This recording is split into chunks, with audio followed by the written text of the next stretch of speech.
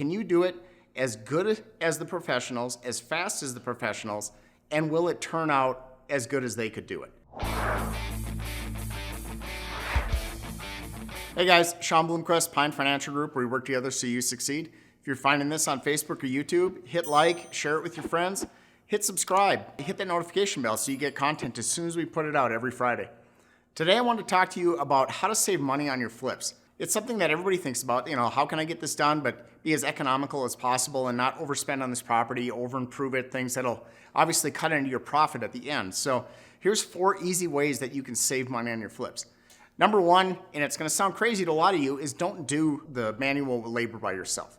A lot of people think it would be a lot of fun to get in there and start swinging hammers. Hey, you know what? You might be handy. You think you can do a lot of this stuff yourself.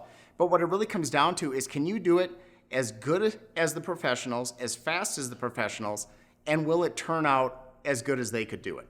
If you can't do it as fast as they can and have quality work, it's actually going to cost you money in the long run, because every day that goes by, it's costing you money if you've had this property financed, or it could be costing you out if the market makes any kind of shift while you've got this property.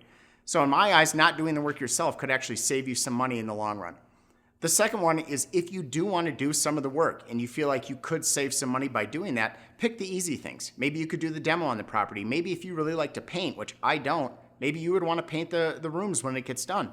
Those are things that you can do fairly easily without delaying the project. So if you want to do the easy things, have at it, and you maybe can save a few bucks in that.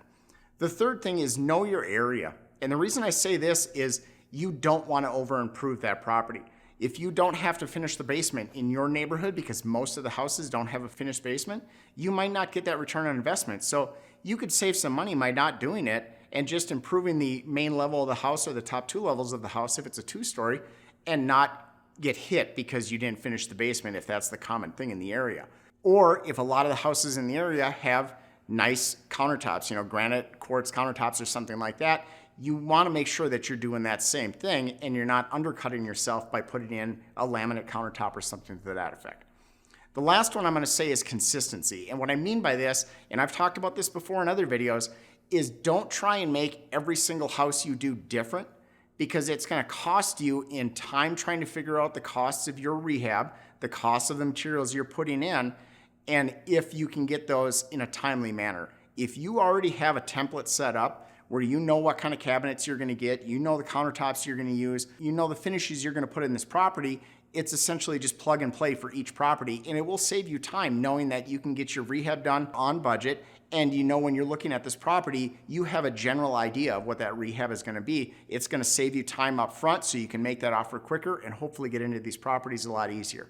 If you have any other questions on your rehab or anything else to do with your property, if you want to run numbers, please reach out to us at pinefinancialgroup.com.